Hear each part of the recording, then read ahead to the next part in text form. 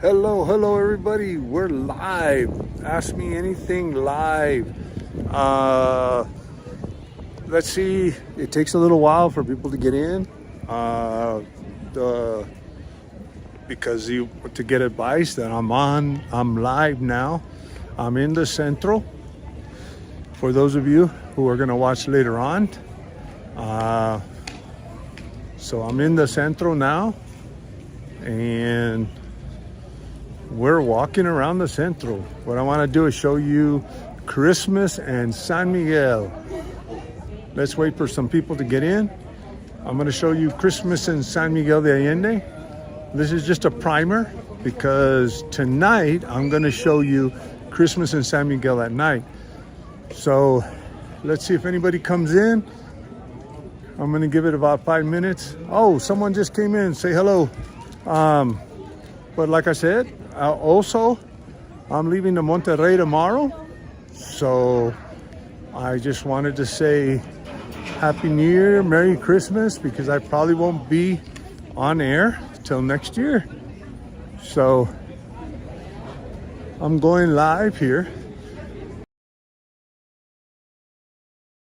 If nobody comes online, or either way around, that's cool, because like I said, let me see if I can get the front camera going here. There we go. Here we are live in San Miguel de Allende. We have one person here, and look at this here. People taking pictures, and we got people are starting to come in little by little. Hello, everybody. Yep, people are coming in little by little. This is the way the Centro is decorated. As you can see, there's a stage because there's performances during the season. Right now is just a primer, because tonight, where it comes out real beautiful, is hold on just 1 second. Let me see, something's going on here. Thank you for the congratulations on the 9.5, almost 10,000. Maybe we can hit 10,000 by the end of the year. That'd be a great New Year's gift there, that we hit 10,000. This is the parroquia, of course. And this is gonna be just a primer, because tonight I'm coming back and we're gonna see this whole place lit up. Actually, I'm gonna go over here and I'm gonna show you guys something here where you'll see these aluminum stars. Everything's gonna be lit up tonight, but I thought I'd show you during the day. A lot of people come here for Christmas time. Let's see here. Whoa. If you can see, there's these aluminum stars. They light up. And I'm gonna walk down the street so you can see kind of how it's gonna be lit up tonight.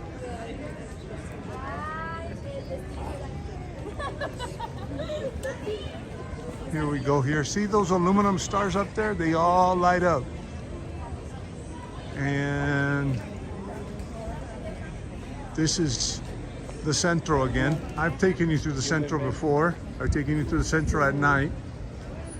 But like I said, we're just here to say Merry Christmas to James. Feliz Navidad. How are you doing today?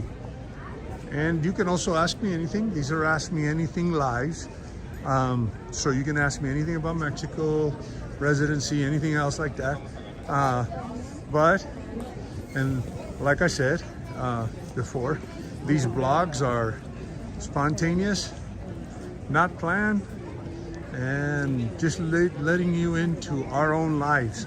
Not edited, not beautified, not video edited to look pretty. Just me, myself, and my wife letting you into our personal lives.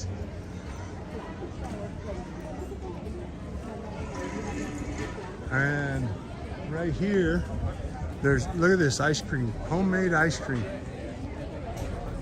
You want homemade ice cream? Hey, RP Explorer, Merry Christmas. Thank you. You like the tamale live streams, yeah? Those were fun. It was a lot of work, though. It was a lot of work. So we're walking around the central right now, and the purpose of today's live right now is to walk around the central so you can see it during the day. And then I got a little bit of, it's not gonna be a surprise, but it'll be a surprise because I don't know what time at night I'm gonna make it after dark. We're gonna come out here and we're gonna, actually look, watch, Santa's climbing up and down the stairs here.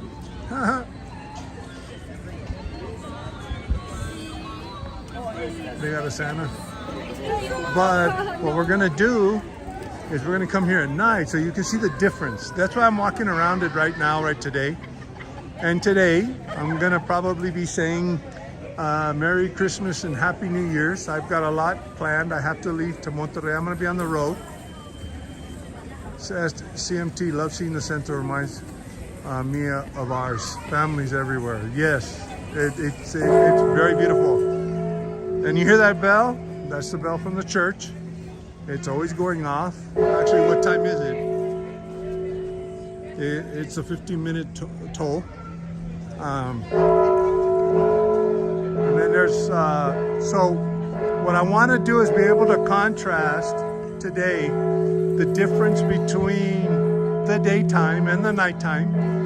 And I don't know if you can see that. There's a lot of lights right up there that are going back and forth that'll be lit up tonight. So I want to be able to give you kind of a view of the daytime, what it looks like during the day. And then we're going to come at night. And then I'm going to say Merry Christmas and Happy New Year's. Like I said, I'm going to be on the road tomorrow. No weekend live stream this weekend. I'm not sure about next weekend because I know everybody's going to be busy with their families and holiday season. So my next video probably is not going to come out until after Christmas, or maybe another surprise live. We're going to be in Monterrey. I might drop in to say hello, just like I have been. So this is the Centro, and like I said, be ready for tonight because we're going to come back tonight, and it's very beautiful here during the Christmas time. Adrian, is San Miguel de Allende like Monterrey in that it's mostly Spanish, or is it like, or is it a midpoint from Ciudad Mex and Monterrey in regard to the language? Monterrey, here's the thing about Monterrey that I'm going to explain kind of to you. Monterrey is kind of in a weird position because they're very close to the border. What you're going to find is a lot of American and U.S. influence, right? Because you're only 2.5 hours from the border. So regionally, a lot of influence comes from the United States. Now, I know a lot of expats are going to go be like, oh, okay, cool. Everybody speaks English because it's got a lot of regional influence from the United States because it's so close to the United States. It's not quite that way. Actually, it's got its own culture. And a lot of people in Monterrey know English. You have a lot of professionals that live in Monterrey. You have a lot of foreign factories that have come to Monterrey. So yes, your educated people, the people that have, we call them profesionistas, people that have professions, middle class to upper middle class, doctors, lawyers, that type of thing. Most of them speak English. Your day-to-day activity, it's kind of different. San Miguel's probably more English speaking than Monterrey in that sense. So, but you're in a colonial town. If you look right here, look at San Miguel de Allende. You're not in the city, and Monterrey's more like a city, a big city, and there's not as much. It's very Americanized and influenced by American influence. For example, stores. You go to San Pedro, you're gonna find the Nike stores. You're gonna find Under Armour stores, stuff like that. That even, believe it or not, there's a law enforcement brand called 511. They have 511 stores there. The only place in Mexico, or I think Mexico City too. The difference between Monterrey and Mexico City, though, is that depending on what neighborhood you go to, certain neighborhoods have been so settled by Americans that everybody speaks English. All the signs are in English. All the businesses are in English. So it's because it's that certain area where everybody's kind of moved to. You don't have those pockets in Monterrey. Monterrey is more of an industrial town. It's not an expat or immigrant, whatever you want to call it, type of place to settle, unless you have some types of roots there, or you just love the big city. And so everything in Monterrey is mostly Spanish. Now, as far as comfort-wise, utilizing air condition, utilizing your creature comforts from the United States, yes, Monterrey, exactly. Also products. We have a big chain called HEB. Now we have one in Querétaro, but they don't carry all the products. For example, HEB's from Texas, which, like I said, is just 2 hours from the border, 2.5 hours from the border. So you have a lot of American products. They have HEBs there in Monterrey. You walk into an HEB in Monterrey, it's like walking into an HEB grocery store in the United States. You can get your products that you get at the HEB in Texas, you can get them in the United States. You go to an HEB here in Querétaro, you only have certain products. You're not gonna get all your products, even though the store's the same. So you're gonna find more American or US influence there in the sense of it, city-wise, but not on the sense of maybe cultural-wise. The culture is very different there. They don't speak English there. 99% of the businesses you go, you have to speak Spanish. It's very hard to get along without without Spanish. But at the same time, most educated people, your lawyers, your doctors, all my doctors speak English. My brother's a lawyer here in Mexico and also in the United States. He speaks perfect English. So, yeah, I mean, as far as Monterrey is concerned, it's kind of, you feel like you're in the United States, but at the same time, you're not in the United States, and it's more culturally Mexican and Spanish all the time, and everything else like that. And what you'll find too in Monterrey, especially with the upper middle class people, is that most of them go to study abroad. Most of them study in private schools, and most of the classes are taught in English. Actually, if you have kids and you want to come to Mexico and you want to make sure they go to the best private schools, then Monterrey's a place to be. But it's not necessarily that much cheaper than the United States, because Monterrey is a big city. It's like comparing New York City to, I don't know, McAllen, Texas, which we were from. It's a lot cheaper to live in McAllen, Texas. And Monterrey's probably even more expensive than San Miguel de Allende, even though San Miguel de Allende, like I said, gets a bad rap for being expensive. But I know plenty of people that live here in San Miguel de Allende that live on a budget, that live on a Social Security budget. And if you're judicious, you can live here. It's not, and I even say that anywhere in Mexico. You can live anywhere in Mexico. Now, I also tell people that it's more than just being able to live here on $1,500 a month or $1,800 a month. There's a lot of things you have to go through. Getting residency, for example. You're not gonna get residency unless you make a lot more than that. Actually, the residency requirements are going up next year, but there are programs, but these programs may go away next year. Also, there's certain requirements that you have to meet. So it's not a matter of just getting up and picking up and I got $1,500 a month and I'm gonna move to Mexico. No, it's not that easy. And those are the things that we discuss on our lives, and those are the things that I do in my videos. That's the noble part of my channel. So, Sister Golden Hair, it is a lovely place. You need to visit. I know you're coming here, you're heading this way. You need to visit. You need to make this a place on your stop. I know you were looking, I think if I'm not mistaken, you were looking into Merida, and Merida's beautiful too. We're gonna go to Merida right now, but Merida's very hot. And this is definitely a good option. And actually Merida's getting expensive. Merida now is considered one of the most expensive cities in Mexico.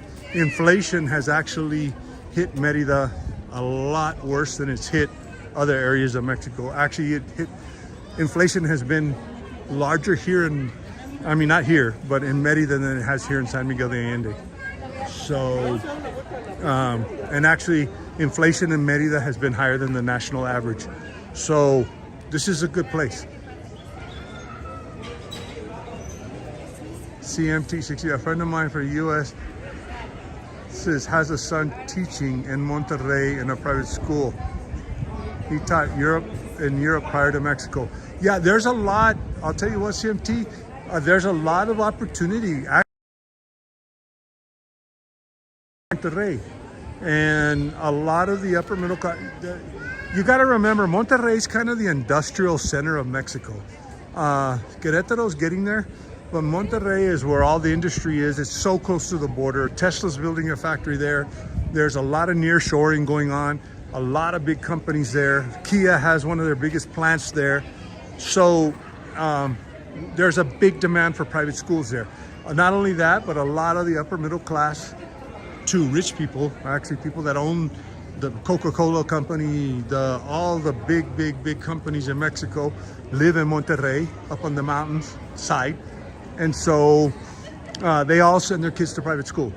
And that's the big thing. Send your kids to an English speaking private school, because later on, I'm going to send my kid to Oxford, or I'm going to send my kid to Harvard, or I'm going to send my kid overseas, and they need to know English. So there's a lot of private schools. As a matter of fact, opportunity for private schools is probably better in Monterrey than anywhere in Mexico. I would even say that it's even better than Mexico City, even though, because Mexico City is so big. It's larger.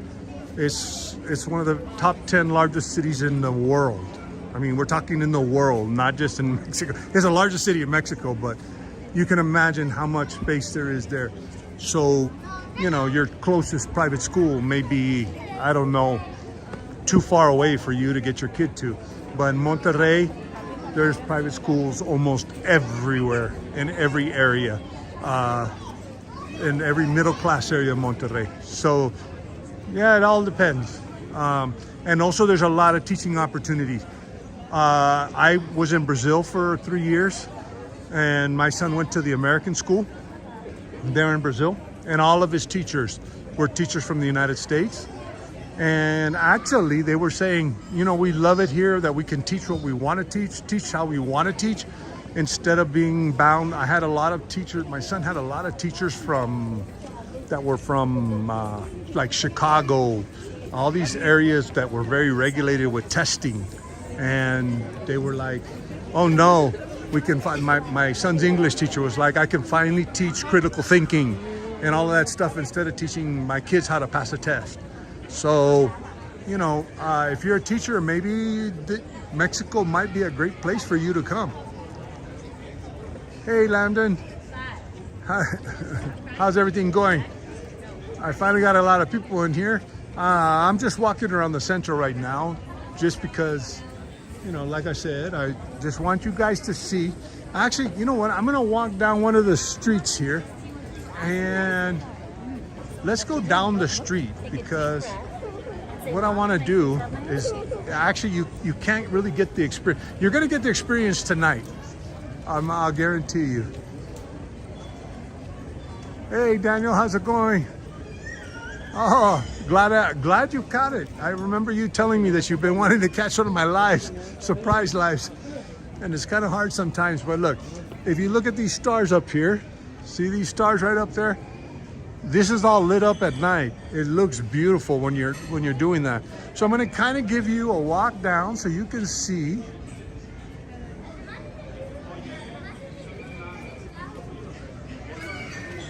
Yep, his wife is also employed at the private school. They love living there and have 2 young children. Yep. I'm going to tell you, a lot of teachers are getting frustrated with the U.S. education system, getting frustrated with not being able to teach the way they want to teach, being frustrated with having to meet certain standards, testing standards. And a lot of teachers are coming over here to Mexico to teach, and there's a lot of opportunity to teach at an American school. And actually, believe it or not, we talk residency. if you get a school to hire you, they'll automatically sponsor you for a work visa here. And not only a work visa, but temporary residency under work auspices. So even financial solvency. Even if that school's not going to pay you enough for financial solvency, just the fact that you get represented by the school and the school petitions for you to come on for work reasons, then you can come for work reasons. So that's one way of coming in, and that's one way of gaining residency here, believe it or not. So a lot of teachers come here because they're frustrated with the education system. They're frustrated that they can't teach the way they want to teach. Some of them have felt, and I've talked to a lot of teachers that teach in private schools here, I just didn't feel I was making a difference. I became a teacher to make a difference because teachers don't get paid a lot. And here at a private school, I get to make a difference. I get to do my own class schedules, my own class plans. I'm not structured around some testing, benchmark. So, I've never touched on that actually in any of my videos, but maybe that's a good subject for another video for all you teachers out there. Maybe Mexico's an option for you if you're getting frustrated with the system in the United States. And you'll live a better life. I mean, to be honest with you.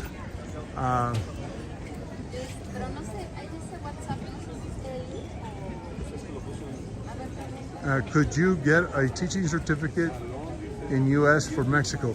No, here's the thing, what they normally do, first of all, to answer your question about the teaching certificate, the schools here don't require, most private schools, even in the United States, don't require you to be licensed in that state. Now, I do know that some states are requiring even private schools, teachers to be licensed. But what schools do here, you don't have to be licensed here in Mexico to be a teacher. You just have to have the right education and everything else. So let's say you come and but you've been a teacher for 10 years in the United States.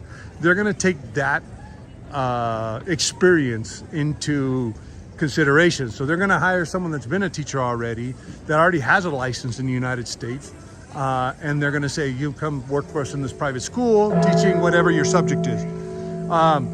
Not necessarily, the problem might be for somebody that, for example, I just got out of college, I don't have any teaching experience. Well, maybe the school is going to be less apt to pick you up.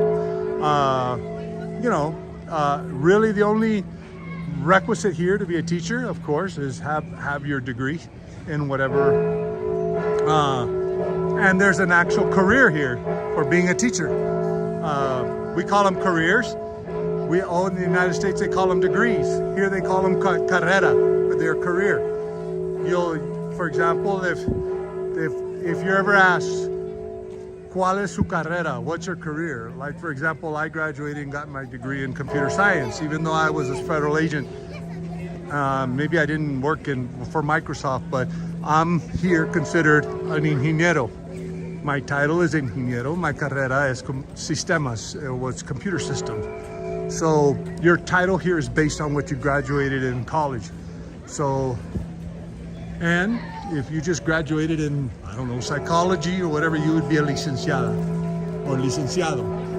Or if you're a lawyer, you'll be called abogado, or doctor. Also doctor for PhD too, who is also considered doctor. So that's how they do college here. So, but they do have programs. There's several programs for kids coming out of college. Oh shoot, I forgot the name of the program. There's a set of private schools in South Texas, and they're actually, believe it or not, it was founded by a guy that started a program for teachers that were just getting out of college to go to different countries and less privileged areas and teach. And then they would come back to the United States and teach, to get their experience. I forgot what the program's called, but if I ever remember the founder, he actually founded a set of schools in South Texas called IDEA. And, but he was originally the founder of a teacher abroad program. So,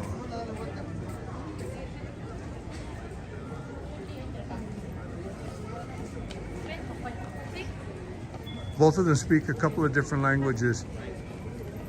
I travel the world teaching. They were contracted by a company for a school, and I've always taught abroad. Yeah, there are some companies that do have schools all over the world, and some of that's an awesome contract, actually, to be honest with you. And also, I've seen retired teachers that come here and they're retired and, hey, I want to go back to the classroom. They teach a couple of classes at the preparatory school or the private school here in Mexico.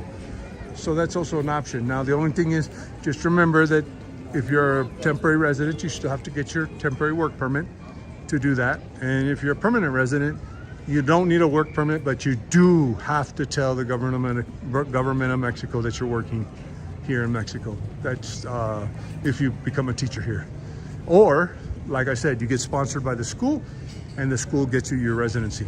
That's how it works. But that is one way of getting your residency, believe it or not. That's very rarely discussed, but it's rarely discussed because it's not that common. I know everybody does these videos on how to get residency without financial solvency, and they always talk about the marrying a Mexican or the regularization program, which may go away pretty soon. So, you know, those are the only ways, but there's also other way of actually getting a company to sponsor you and come work here in Mexico with a work permit. Actually, it's a work visa is what it is. So, alrighty, I've almost hit my 30 minutes. I'm gonna get going right now so we can go have a nice cup of coffee, or maybe even, now that I don't know what time it is, maybe stop by one of the little rooftop places, and then we'll come back tonight so you can see this whole place. I'll walk around again and talk, and you can see this whole place lit up. So stay tuned for tonight so I can tell you guys Merry Christmas and Happy New Year's, and then I'll see you next year. But until tonight, we'll see you soon.